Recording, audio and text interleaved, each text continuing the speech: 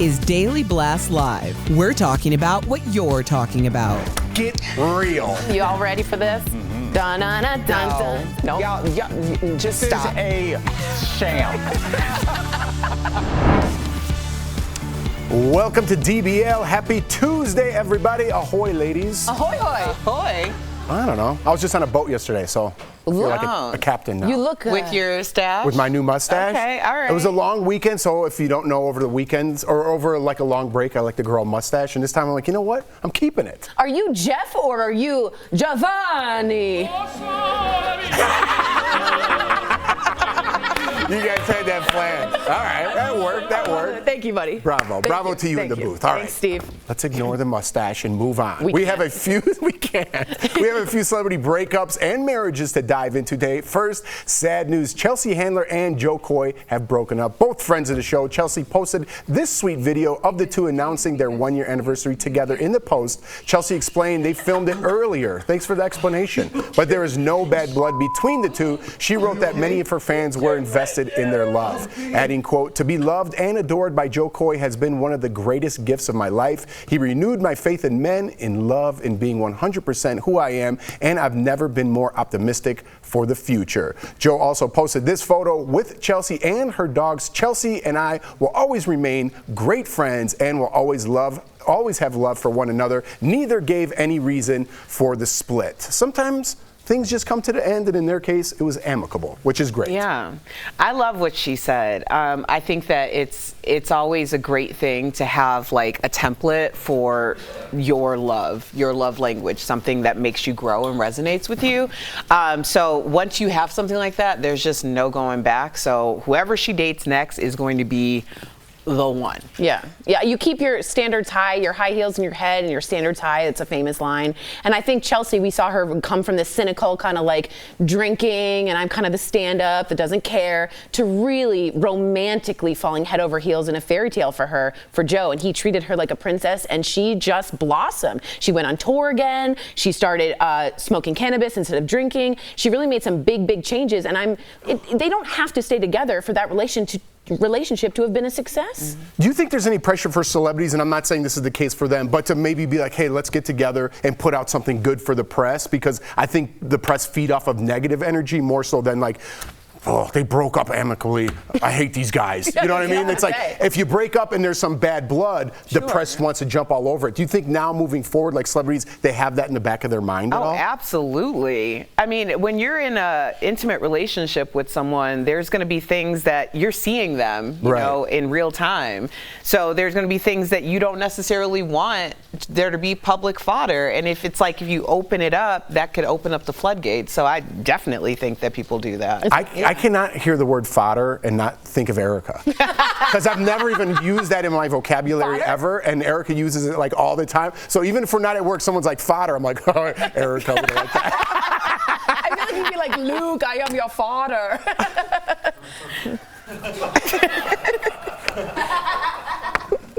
All right. I love that pause. All right, another breakup. Modelie Emma, sorry, I'm getting tongue-tied because she's pretty cute. This is your favorite. This is a fave. Breakup. Okay, so model Emily Ratajkowski and her husband of 4 years are divorcing. What an idiot. According to multiple media outlets, it was Emily's decision to end the marriage, but the couple has not commented on the split. Some reports say Emily's husband, a film producer, has been cheating on her. What? They share a 1-year-old child, which is sad. Let me just say, from the rumors, I've done my own research. Apparently, allegedly, again, we're speculating, it has been a serial cheating situation. So this isn't a one-off, or I made a mistake, honey, or I got too much. This is an ongoing thing, which is a sign of enormous disrespect. Yes. And thanks for clearing that up. Just want to make sure disrespect. I'm going to call this the Jermaine Dupri factor. Because all of us watch that Janet Jackson doc, and you know, sometimes some men's biggest claim to fame is the woman that they were able to get to marry them or get to date them. Like, that brings in a lot of eyeballs and interest because people are constantly curious as to, like, what about that guy? Which now we're still like, that guy? Yeah. Man. But Emily Ratajkowski, like, you know, every couple has their list. she would be my number one on that list. Do you guys have a number one? She's like number one on my list. Not saying we're She's straight. amazing. She's amazing. She is amazing. Beautiful. But not to stray away, but is there like a number one? Like, hey, you know. Little hall pass. Little hall, not even a hall pass, just a number one. I will always go for Brad Pitt with long hair riding on a horse. From Legends of the Fall. Not that you have thought about this at all. Top of my head. Very specific. Do you have one? I don't, and in the past, I've just caved in and said someone, but I'm not going to do that anymore. Okay, yeah. I'm going to be really straightforward with you. Like, for me, it's an energy thing. It's not like the way that somebody looks, because I think that there's a lot of really great-looking, crappy people out there. Oh, Tori and I are very superficial in that way. Very shallow. I need more than that. You're right. You're right. I'm not like, oh yes, look at that. Now, if you, I'm not. Now, if you see something, it's like, oh, and then this person is, has this philanthropic heart, and they do this, and, this is how they are in a relationship, then I'm like, oh, man, that's nice, but not just. So we're super shallow. Yeah, and I don't even mind it. I like to have fun with it. Okay, so on to the latest from newlyweds Ben and Jen. Did JLo rush Ben down the aisle? See what I mean about the tabloids gravitating towards that? According to Page 6, Jen reportedly felt pressure to get married fast before Ben got cold feet. Wow, this is like the Sun, like what you read when you go to a grocery store. The two called off their engagement back in 2003, so Jen wanted to lock this down, it down this time around. Also, TMZ is reporting the couple is throwing a big wedding party at Ben's home in Georgia. They had planned to get married there 20 years ago. My advice to the newlyweds: do not do it in the summer, because the summer heat in the South is real. Yeah, very bad. Yeah. I do not believe this for a moment. Basically, going back to what I said earlier, when someone has treated you treated you really, really well and realized your greatest love potential, or treated you really crappy and realized the worst, that does something to someone. And Jennifer Lopez comes across to me as someone who, at least even though she doesn't have everything under her control in the love area, she's not going to submit to a relationship where she has to rush down the aisle before he changes his mind. 20 years of cold feet result in amputations. So I'm just going to say, exactly. So I'm going to say that this isn't true. I think that they did it because it seemed like the antithesis of anything that anyone would have thought they would have done. It seems also, let me just say, a little trite, a little bit like, oh, the girl needed to lock it down before the man ran away. And I was like, they're really in love, let it be. A little tabloidy to me. How many marriages is Jennifer Lopez on? Well, she never married A-Rod, am I right? She was just I don't think so. So it was Chris, the dancer? Yeah, Chris? Mark Anthony. Yeah, maybe. And Chris, the dancer. So 2, this might be her 3rd? 4. Oh, maybe this is 4th. Okay. Yeah. Wow, we've been following her relationship status for a long time, because we all know, even thinking back that far. If you think about it, it's only one a decade. A lot changes in 10 years. That's right, because she looks like she's 22. Yeah. She's fabulous. And you know what? Good for Ben. Good for both of them. Yeah. We're not going to hate on it. All right, so finally, the Queen's Gambit star, Anya Taylor-Joy, is a married woman. Page 6 is reporting she secretly married her boyfriend of 1 year, rocker Malcolm McRae. Whoa. Is that his name? It looks like that's his name. I'm going to name my mustache rocker Malcolm McRae. That is the coolest name I've ever heard. The two tied the knot in a courthouse ceremony here in the U.S., but the couple is reportedly planning a larger ceremony once Anya is done filming the Mad Max Fury Road prequel in Australia. That's the coolest man I've ever seen. They don't look real. No, let's bring them back, because I didn't get a good look. I've never seen anyone look like that. Are those real people? Wait, is his first name Rocker, or is he a rocker? He's a rocker. Oh, all right. All right. Malcolm is his first name. Rocker Malcolm McRae. What will those children? I hate to be the one to say that, but what would those kids look like? Just stunning. Just so interesting looking. Oh, wow. Anya and Malcolm. I don't know. I like that. I do too. All right, coming up on DBL. Forget everything you know about anti-aging makeup. We sat down with a pro-aging beauty expert teaching older women to embrace their skin. And Prince Harry is in hot water after giving a speech at the UN. We'll tell you what he said after the break. Closed captioning provided by More.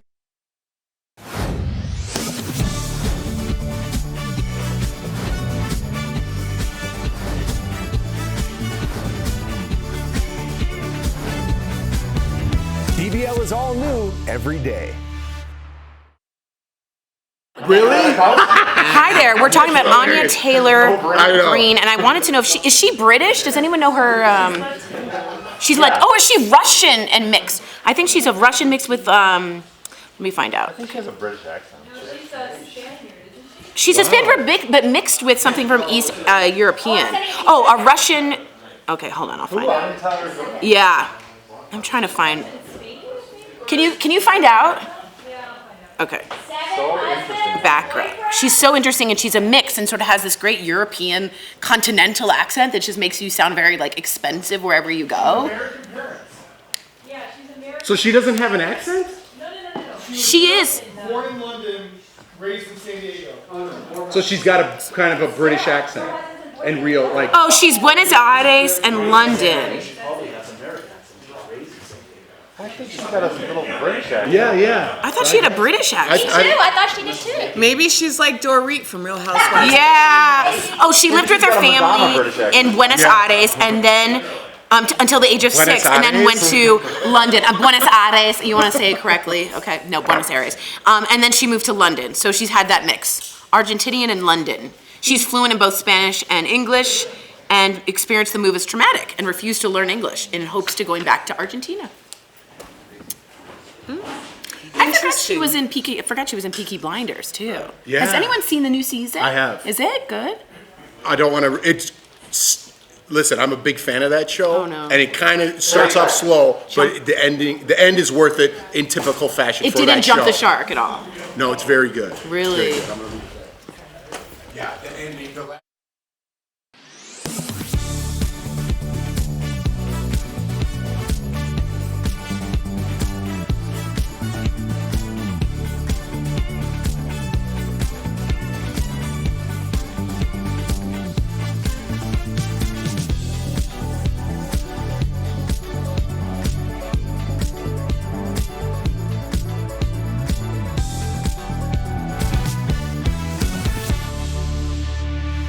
Welcome back. Prince Harry is getting slammed for his speech at the UN in New York. Harry and Meghan were seen attending the UN General Assembly, where Harry gave a speech in honor of Nelson Mandela Day that took aim at the U.S. Let's watch. And from the horrific war in Ukraine to the rolling back of constitutional rights here in the United States, we are witnessing a global assault on democracy and freedom, the cause of Mandela's life. So some people were also seen outside the U.S. protesting Meghan and Harry's presence, holding up signs that said, "Why are you here?" That's a great question for them. Why are they there holding a sign? That's always my question. Well, I mean, it's Tuesday. It's like, go to job. Let's just be honest. Like, Harry and Meghan are literally seriously unproblematic. The problem always lies with what they represent to people. It's an assault on their consciousness, you know, the fact that they're there. I don't see anything wrong with what the man said. He said exactly what a lot of us are thinking. And also, his wife is an American. So for him to, like, for people who are saying, keep it over there, just because we were told to keep it over here, it makes sense for him to have that type of positioning, and a lot of us agree with him. Especially with Mandela, like, he was chosen as the speaker for a reason, and he reminded me so much of Diana in that moment. She spoke out about things people didn't want to hear, and she did it with bravery, and she fought, and she was an activist. That's who he is. If you expected differently, I don't know who you thought you were getting. Well, I think that's an interesting point, Tori, because as we know, Meghan and Harry no longer have any official royal standing, yet they were invited to speak, unlike William, who has a royal standing. Got it. Yeah, I think that's more interesting. I just think, chastising someone for their opinion, whatever it may be, just say, have the wherewithal to say, you know what, I don't like them as a couple, or I don't like Harry, or I don't like Meghan. Don't take what he said and be like, okay, now it's a problem because I don't like them, and make it some other issue. You don't like them for whatever reason. It's jealousy, whatever it is. Just say that. I mean, I'm so sick of using like these social issues to plug into things that you're just basically schoolyard. Like, I don't like you. Yeah, exactly. That's all it is. And I can't get over it, and it's Tuesday, and I'm going to pick it. What? Go to work, you crazy person. Man. Huh. I like my new mustache. I know. I blame that on the mustache. I was the same guy on Friday. Same exact same guy. It is true. Coming up on DBL, a beauty influencer stops by DBL. She revealed the biggest mistake older women make when applying makeup. We asked Verify viewers to send us questions about storm safety tips they've learned over the years and took them straight to these sources. First, were you ever told as a kid to count the seconds between the flash and the boom to figure out how far away a lightning strike is? So let's verify. Does each second really mean a storm is a mile away? We'll need to do some math here, but don't worry. The Weather Service says the sound of thunder takes 5 seconds to travel 1 mile. So if you see a lightning strike and it takes 5 seconds to hear thunder, then the lightning is 1 mile away. If it takes 10 seconds, then the strike was 2 miles away. So no, each second between lightning and thunder does not mean the lightning is 1 mile away. It's actually 1 mile for every 5 seconds. And regardless, our experts say if you can hear the thunder, then it's time to head indoors. It's kind of the storm's warning shot sometimes that, hey, this is what's coming. Okay, finally, let's say you counted the seconds and realized a storm is on the way and you're now safely indoors. What now? Amanda asked us if you should avoid taking a bath or shower during a thunderstorm. This question may seem a little far-fetched, but our experts say there are rare cases where lightning can travel through metal piping. This can carry an electrical charge to anyone using water, whether it's in the shower, doing dishes, or even on the toilet.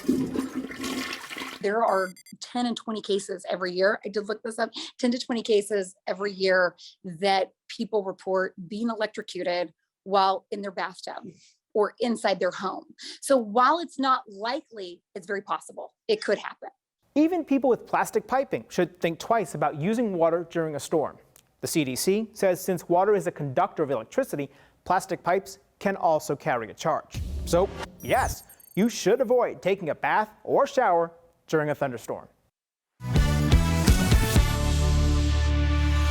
You know we're all about changing the conversation from anti-aging to pro-aging, and we thought what better way than to bring in a beauty influencer with timeless beauty and grace. We cover makeup mistakes to gray hair in our interview with Tamara Staska. Check it out. Tamara, you are 62 and you have made a name for yourself on YouTube. Can you talk to me a little bit about your audience? What are their major concerns? So many of us find that as we are growing older, the products, the techniques that we have used for many years just sort of stop working. So often our makeup starts looking heavy and cakey, and it can actually accentuate our lines and wrinkles. Mm-hmm. So what I like to do on my channel is explore and discover and find products and techniques that work for us as we are growing older without breaking the bank. I'm addicted to eyeliner, okay? But I'm noticing as I get older, the eyeliner that I wore 20 years ago isn't as flattering as today. So what's a common mistake older women make when applying their makeup? Well, that's exactly right. A common mistake is doing the same thing that we did 10 or 20 years ago. You know, our faces are changing, our skin is changing, and so our products and our techniques need to change as well. You know, back in the day, I would apply blush by smiling and applying it to the apple of my cheek. But, you know, at 62, that apple has fallen. Right. And if I apply blush too low, it literally drags my face down. Oh, these are I really such recommend, good tips. Thank you. I recommend applying blush higher up on the cheek to give a little lift. And yes, the eyeliner, too heavy, too harsh eyeliner, can actually make our eyes look smaller. Yeah. And I have even found that I've stopped using mascara on my lower eyelashes because by accentuating my upper eyelashes, it sort of gives my eyes a little bit of a lift. I just started that. It's all about lifting and, you know, keeping the focus high. Okay, so what are your thoughts on anti-aging aesthetics like Botox and fillers? We live in such an interesting time where we have so many treatment options available. And you know, there's no right or wrong answer. I have friends that would not touch Botox with a needle, for instance, with a 10-foot pole. There's less invasive treatments available like lasers, which can boost collagen and refine texture. And there's even things that we can do at home, such as, you know, red light therapy, different serums, and microcurrent. Ooh. I did dabble in fillers in my early and mid 50s, and I thought it looked great. I just haven't really felt compelled to continue using it. I have been using and loving Botox for the past 20 years. And interestingly enough, the older I get, the less Botox I use. Huh. And I think that's for a couple of reasons. One is I feel way more comfortable in my skin at 62 than I did at 42, for instance. And I think as we get older into our 60s and beyond, some of those treatments, if excessively done, can start to look a little bit funny. I love it. I love a laser. I need a laser. Yes. Lasers are everything. I swear by lasers. I'm just telling you. That's because you don't need Botox in filler, Erica. Because I use lasers. Yeah, okay. I need lasers. Erica's skin is perfect. Clear and brilliant, y'all. Hey, well, there's a reason. I know. There you go. Tamara, I see you rocking the gray hair. I love it. Speaking of live and let live, do you find it harder to style? Because I got a lot of runaways happening in my gray hair.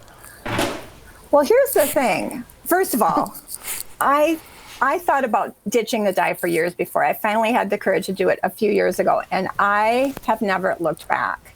I am so inspired by so many women and men rocking their gray hair and celebrities. And I just really feel like the more exposure we have to vibrant, healthy, beautiful women and men rocking their gray hair, the less it's going to be associated with being elderly. My biggest challenge with my silver hair is keeping it bright and sparkly. So for instance, gray hair, very much like blonde hair, can lean a little yellow, a little brassy. So I find it really valuable to use a purple shampoo every 3 or 4 washes. And that helps fight that yellow and brassiness and just keeps my silver hair sparkling white. Wow, Jeff, we need to give you a purple shampoo so we can see your hair sparkle. Yeah. Oh, all right. Yeah. All right, I'm in. Dre's on it. Okay. Tamara, thank you so much. What a treat. I swear, we're learning so much from you, and you're breaking down that stigma, and we appreciate you. DBL Nation, make sure you check out and subscribe to Tamara's YouTube channel, Tamara's Timeless Beauty. She posts new videos on makeup, skincare, and health and wellness every Sunday. We'll be right back. Thank you, Tamara. Thank you. Thank you. Thank you. Promotional consideration is brought to you by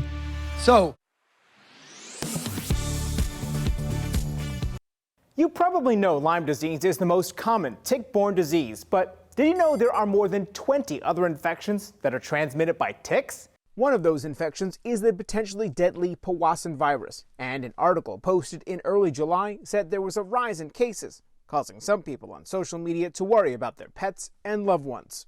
So, let's verify. Are cases of the Powassan virus increasing in the U.S.?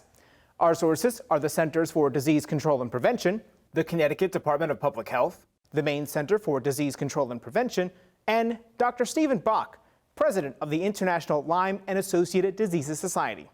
From 2011 to 2015, the CDC reported 44 cases, and from 2016 through 2020, there were 134 cases, nearly triple the previous 4 years. Nearly all of the cases were in the Northeast and Great Lakes region of the U.S. So, yes, cases of the Powassan virus are increasing in the U.S. Health officials say not everyone will experience symptoms, but for others, Powassan can cause headaches, vomiting, and weakness. This can eventually lead to a serious disease that requires hospitalization, can cause long-term health problems, and is fatal for 1 in 10 people who get it. Health officials in Maine and Connecticut have each reported a death from the virus this year.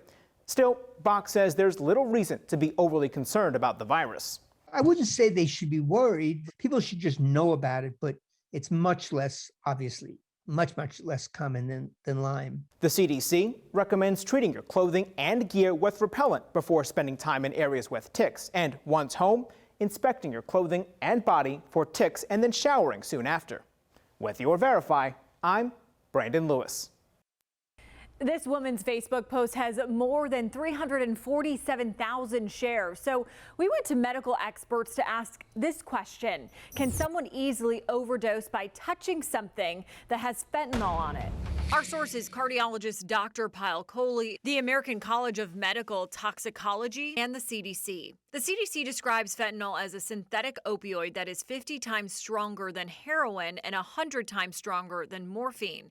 In the medical setting, it is used as a pain reliever, but just like other opioids, it is also used illegally for recreational use. The American College of Medical Toxicology states inhalation is an exposure of most concern. But when it comes to just touching the drug itself, Dr. Coley says that's not something people should really worry about. Risk of fentanyl overdose with picking up $1 off the street is incredibly low. The American College of Medical Toxicology states incidental skin absorption is unlikely to cause opioid toxicity. And from a dollar bill, it's highly unlikely that those small concentrations that might have been present on the dollar bill would have led to an overdose. So we can verify that no, someone cannot easily overdose by touching something that has fentanyl on it. However, you do need to make sure the opioid does not get into your mouth, nose, or eyes, because then it can be dangerous. With your Verify, I'm Megan Bragg.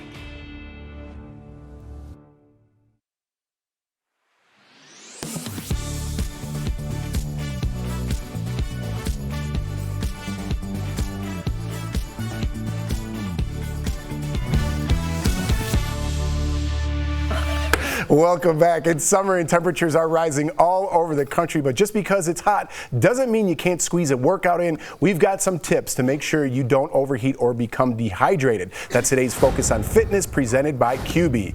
Heat stress can put a large strain on our bodies. Our cardiovascular system has to work even harder, which is why we sweat to stay cool. To avoid heat stress, make sure you hydrate before and during exercising, and consider adding electrolyte tablets to your workout. Great idea. Next, start your workout gradually, like an indoor workout or swimming, and combine cooling methods using internal methods like eating an ice pop or drinking cold water, and external methods like wearing an ice vest, which no one has ever heard of, or cold towels. Before, during, and after a workout, and most importantly, listen to your body. QB is a great way to get some exercise or some quick exercise regardless of physical ability or age. Try their under-desk elliptical at home. Call 1-800-291-4341 or visit QB.com to learn more. We got some comments. Oh yeah, I'm sure. Yeah, so before we had a comment from Brandon who said, I think that Jeff looks a lot like Brad Pitt because of his mustache. And we just got a comment from Lynn on Facebook that says, Brad Pitt? No. At risk of showing my age, I would offer that Jeff looks like